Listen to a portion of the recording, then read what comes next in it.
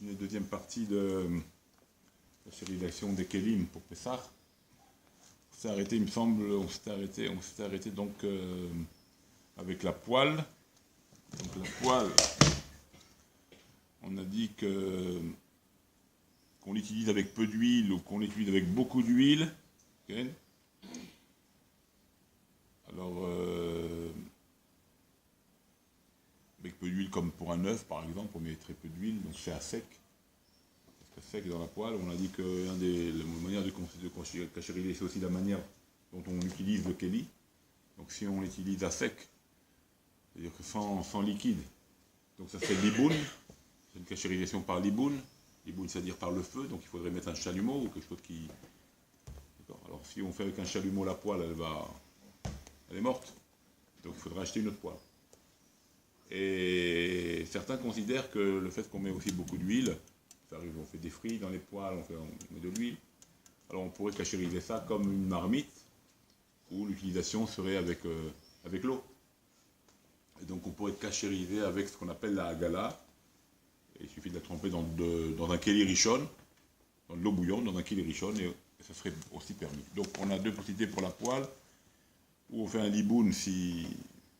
Il y en a qui sont mekel, il y a toujours le côté mekel, le côté cool, qui permet, avec une agala, de prendre la poêle et de la rentrer. Bien sûr, il faut bien nettoyer, hein, on ne va pas rappeler ces choses-là, il faut bien nettoyer l'anse, la poignée, tous ces trucs, toutes ces choses-là. Là, on parle qu'on est déjà après cela, hein, d'accord? Et là, on n'a plus qu'à la mettre dans de l'eau bouillante, pas inversement d'eau bouillante, dans une marmite d'eau bouillante, afin qu'elle soit dans un kli rishon, parce qu'elle-même, elle est kli rishon, on a expliqué ça. Elle-même, elle est appelée premier ustensile, c'est le premier ustensile qui est posé sur le gaz, sur le feu. Comme on l'utilise avec de la sauce, avec du bouillon, donc on cachérise avec l'eau. Si c'est maintenant des choses qu'on utilise, comme des chipoudim, des barres de fer, ou les choses qu'on rentre sur le feu directement, qu'on fait un barbecue, alors là, il faut les cachériser, il faudra les cachériser directement par le feu, directement au feu. D'accord? Ça, on avait parlé de ça. Et même, on avait expliqué aussi que c'est le rov tashmicho.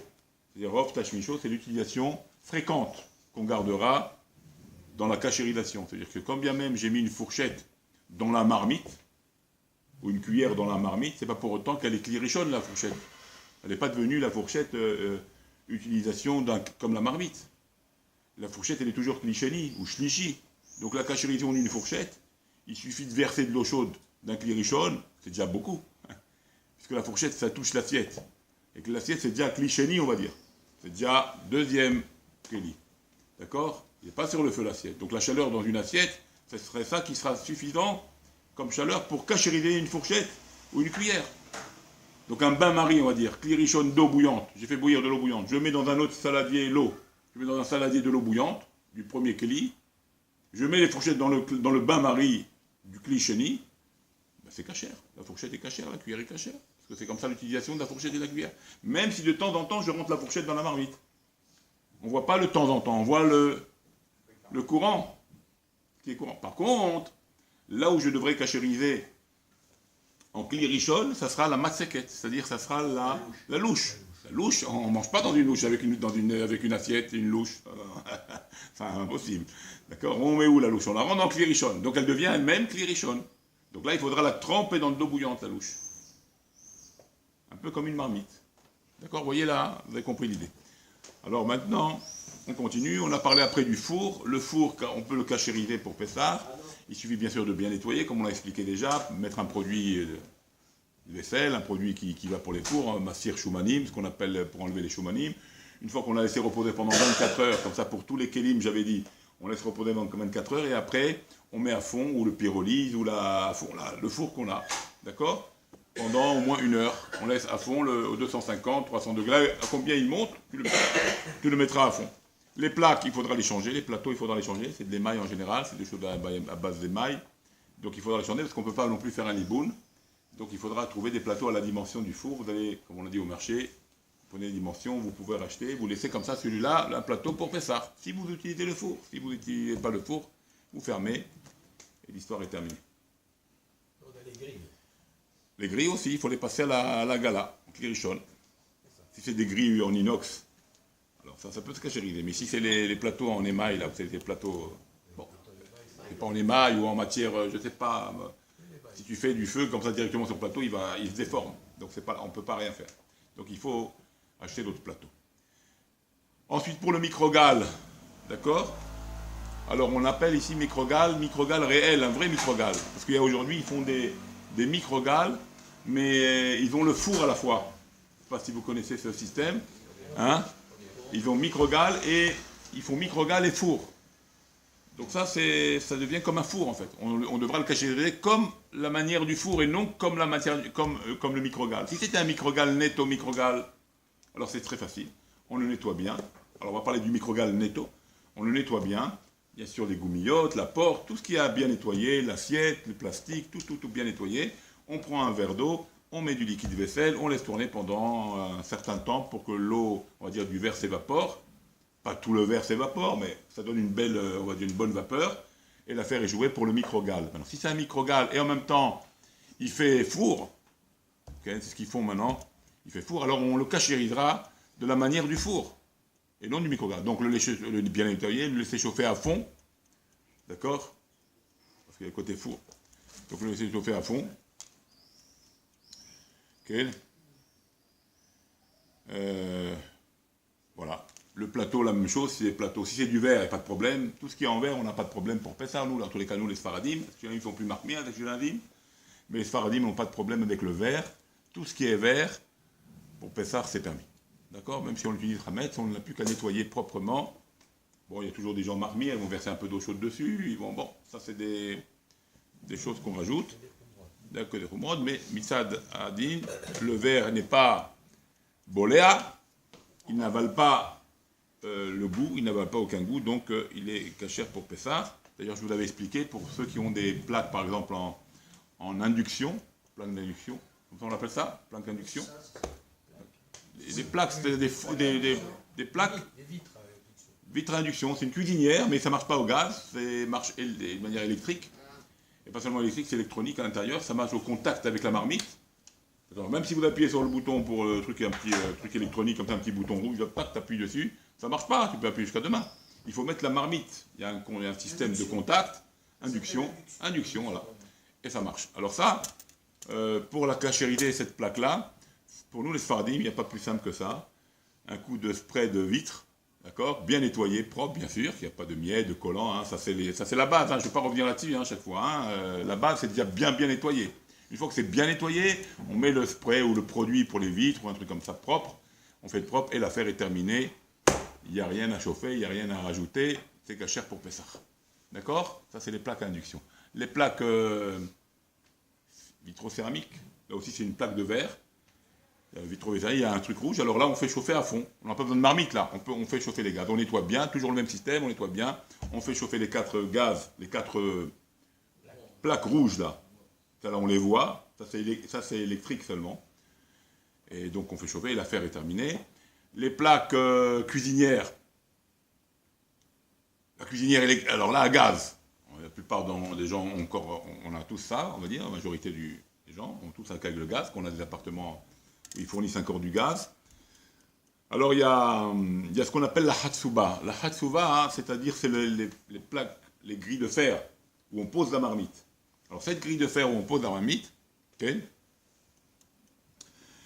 et les Kiraïm, okay, c'est quoi les Kiraïm? Les Kiraïm, c'est-à-dire c'est le chétard du gaz.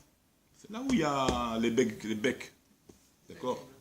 Alors, il faut bien nettoyer, toujours hein, bien nettoyer avec des messirs Choumani, des produits qui enlèvent la graisse, comme ça, laisser tremper, la javel, ce que vous voulez comme produit, je ne m'y connais pas tellement, mais surtout madame qui s'y connaît. Donc, il y a des produits messirs Choumani, etc., laisser tremper pendant 24 heures, tremper ou nettoyer pendant ne pas utiliser le gaz. Et après, remettre ça sur le gaz, remettre les couilles. Ensuite, qu'est-ce qu'on a dit pour ça? On peut faire, il y en a qui permettent la hagala. On prend ces machatzuvot là, on les trempe dans l'eau bouillante. D'accord? Ou bien on peut même verser d'un keli rishon sur ça. D'accord? On peut verser un keli rishon sur ça. D'accord? Donc on prend un keli, un koum électrique, on fait bouillir de l'eau et après on les met sur l'évier et on verse dessus. D'accord? Et comme ça la chose est cachère. S'il y en a qui veulent être marmire, si on peut faire gala, si on peut faire liboun, on fait liboun. Si on a un endroit où aller, on peut faire des bounes au feu, les hatsuvot. Si on ne peut pas, avec un kli rishon qu'on verse dessus, bien nettoyer les becs de gaz, l'affaire est terminée. Et la plaque, la tôle, où on pose des becs de vase, bien nettoyer, et verser aussi de l'eau chaude dessus, ça cachérise. Après, il y en a qui recouvrent d'aluminium, c'est encore une khumra, on peut recouvrir d'aluminium pour être tranquille. On recouvre le bas d'aluminium, et on recouvre les hatsubot, la grille où on pose la marmite d'aluminium.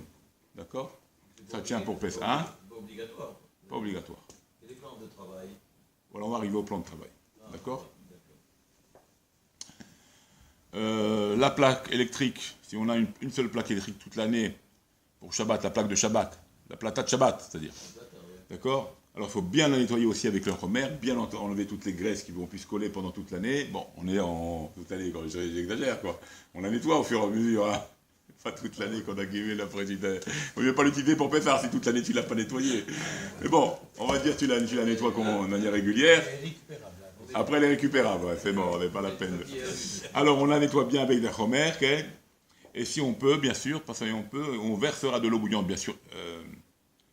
On l'enlève, on verse de l'eau bouillante, on la met en biais, comme ça, contre un mur. On verse de l'eau bouillante sans l'allumer, hein. On verse de l'eau bouillante sur le plateau, quoi, sur le dos, sur le dessus, quoi. D'accord? Une fois que c'est bien nettoyé, et l'affaire est jouée, on met de l'aluminium par-dessus. Comme d'ailleurs on met tous les Shabbats, on mettra de l'aluminium, et comme ça l'affaire est bonne pour la plata. Les vieilles plaques électriques. Comment? Les vieilles plaques électriques, ouais, en gris là. Ouais. Alors là, ceux-là on les fait, on les nettoie. Pareil, nettoie à fond, il faut bien nettoyer les mailles où sont posées ces quatre plaques électriques, bien nettoyer, et verser. Bon, on ne peut pas verser de l'eau vraiment sur ces plaques-là. On nettoie bien les produits, on laisse reposer, on les met à fond à chauffer. D'accord? Et on mettra un papier d'aluminium, préférable, parce qu'il y a les mailles en bas. Tout ce qui est électrique, les bouilloires, tout ça. On a expliqué, s'il y a un gouffrimoum, on avait expliqué un koum d'eau bouillante. En général, si on est sûr d'avoir mis que de l'eau, en général c'est pour l'eau. Ouais. D'accord? Alors ça, c'est caché les pessards, il n'y a pas de problème. De l'eau, c'est de l'eau. Maintenant, si on a fait, où on a mis des fois des pitotes en haut, on a mis des pitotes, on a mis des pitotes, on a mis du pain pour faire chauffer Shabbat, je ne sais pas moi, toutes sortes d'idées pour Yom Tov, on a fait chauffer des choses. Alors là, il faut cachériser. Il faut faire bouillir le koum, il faut qu'il monte à ébullition également, et après, le couvercle, aussi le mettre dans l'eau bouillante. D'accord? Et les cachériser comme ça.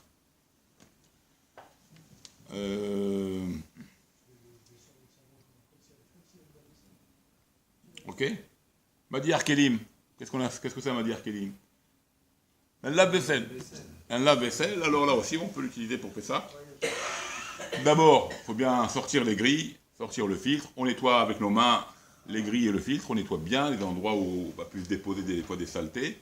On nettoie bien. Il faut que c'est bien nettoyé. On remet tout ça, on nettoie le gouffre aussi de la machine. C'est-à-dire le cadre de la machine à l'intérieur. On nettoie, on voit qu'il n'y a pas de saleté, que c'est propre. C'est de l'aluminium, ça n'adhère pas, donc ça... Bon, en tous les cas, on nettoie bien, toujours le même système, on nettoie bien, on laisse reposer, on prend le produit, on le met dans la petite poche là-bas, on ferme et on fait tourner au maximum, la chaleur maximale de l'appareil, comme s'il y avait donc de la vaisselle dedans, on laisse tourner pendant le temps que ça prend, au maximum de la chaleur. On a terminé, la chose, elle sort vide, elle est propre, on peut utiliser pour Pessar, voilà. D'accord? Ça c'est pour le lave-vaisselle. Maintenant, le marbre de la cuisine, ok? La même idée, toujours bien nettoyé, toujours bien propre, les produits qu'il faut pour bien nettoyer, d'accord, tout ce qu'on a comme produit. Et après, on prend un kli rishon, un koum d'eau bouillante, et on verse. S'il n'est pas trop grand, on peut le faire une fois. Si c'est grand, alors on le fait par partie en étapes. Okay. Si maintenant on craint qu'il peut exploser, des fois que l'eau bouillante, ça peut casser le marbre, ça fait casse le marbre. Alors, on mettra une toile cirée par-dessus, on nettoie bien d'abord avec des produits, ou bien on mettra une toile cirée, on mettra de l'aluminium, un peu plus épais que ce qu'on a, hein, bien sûr, et on recouvrira tout le marbre, bien avant, bien comme on dit, bien nettoyé, même si on n'a pas pu verser de l'eau dessus, de l'eau bouillante pour le cachériser, alors on recouvrira entièrement le marbre. D'accord? Bon, voilà. Si c'est du formica, c'est pas du marbre. C'est-à-dire formica. C'est un plan de travail. Un plan de travail. En général, ici c'est en marbre, on les a en marbre, nous, ici. Moi j'ai en formica. Hein? L'agglo, Ah, de l'agglo, du bois, bah tu fais pareil, tu nettoies. Tu mets un produit, tu recouvres. Faut pas recouvrir avec du Bien, plastique. bien sûr, il faut recouvrir. Hein? Il vaut mieux recouvrir, là, dans un cas, ça va. Même le marbre, on recouvre, on a dit. Si on ne peut pas le cacher, parce qu'on a peur qu'il va casser, on va pareil. On recouvre avec une épaisseur d'aluminium ou une toile cirée, on met, on recouvre, on se cote bien, on ne bouge pas et on fait comme ça Pessard avec la toile cirée. Après Pessard, on prend tout ça, on jette à la poubelle. Qu'est-ce qu'on va faire maintenant? Et l'évier, l'évier. Alors l'évier, voilà, on arrive à l'évier. La même chose, bien le nettoyer, le filtre bien le nettoyer, voir s'il n'est pas bouché avant que votre évier ne soit pas bouché, que vous ne soyez pas embêté que tout remonte pendant Pessard. On n'a rien gagné après tout ça. Hein. Donc faire attention déjà, vérifier que l'évacuation de l'évier elle est bonne. Avant Pessard, faites attention, ça peut se boucher. D'accord? Ensuite, on a la petite réchette en fer là, la petite filtre en fer. Vous le laissez dedans. Vous l'évier, vous le nettoyez bien, doit être bien nettoyé, et après on verse de l'eau bouillante dessus. Okay. On verse de l'eau bouillante, et on essaye comme ça pendant... On verse 3 fois l'eau bouillante. Oui, sur la ferraille. 3 fois l'eau bouillante. Sur la bétail, non, même sur l'évier en émail, en blanc, Ah bon? on pourra le faire en 3... Il faut faire 3 fois dessus l'eau bouillante, et après le mettre l'eau froide. Une fois... Et, Ouais, après il y a des roumrottes, on peut acheter des plastiques, des éviers en plastique qu'on adapte après dessus. Bon, c'est très bien. Et sinon, on peut cachériser donc en 3 fois. L'eau bouillante, l'eau froide. L'eau bouillante, c'est chez Hot Pam, vous passez, vous encore une fois. 3 fois, vous faites l'évier en émail, dans le blanc. Ce qu'on a dans les trucs standards, quoi, dans les éviers standards. C'est des éviers poreux, comme ça, en émail. Comme c'est un Livgam, là-bas, on ne met pas des sauces pour faire cuire. C'est pas un dépôt là-bas de bonnes choses. C'est un dépôt de saleté. Ça va mettre quand même. Ken, mais c'est des saletés, ça va à la perte. Donc c'est déjà pour nous, Tam Livgam, c'est quelque chose qui est dégoûtant.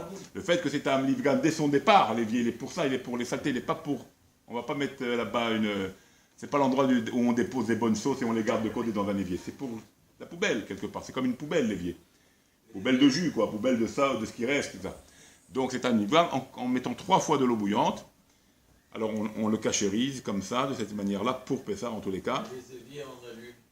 Il n'y a pas plus facile que ça. Un jet d'eau bouillante, un versement d'eau bouillante, l'affaire est terminée. Une seule fois, pas besoin de 3 fois. D'accord? Voilà. Dernier point, rapidement. Tout ce qui est en verre. D'accord? Donc nous, il n'y a pas de problème, le verre.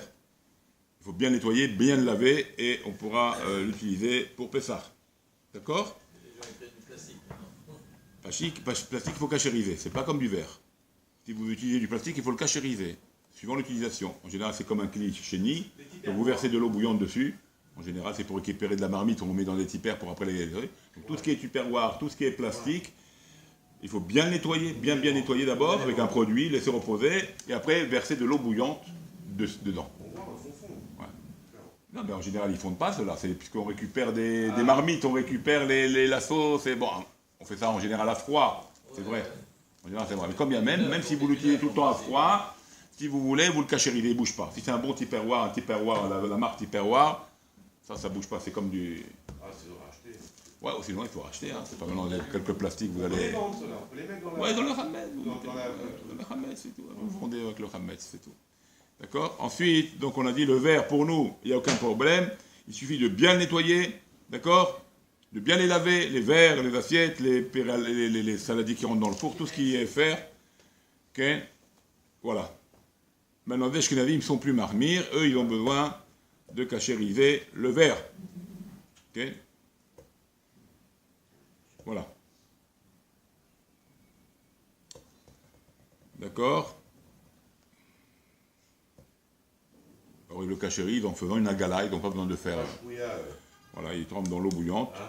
Chaloche pa'amim, en faisant un gala, et l'affaire, leur pyrex, tous les saladiers de verre sont cachériés. Maintenant, nous, on n'a pas besoin de tout ça, il suffit de bien nettoyer, et l'affaire est terminée. Bonne fête de Pessah, on continuera, c'était la deuxième partie de la cachérisation. On verra, il reste très peu de choses à parler, et on en parlera encore peut-être demain, Bezrat Hashem, et on continuera sur quelques autres halakhot de Pessah. Voilà, bonne soirée à vous tous.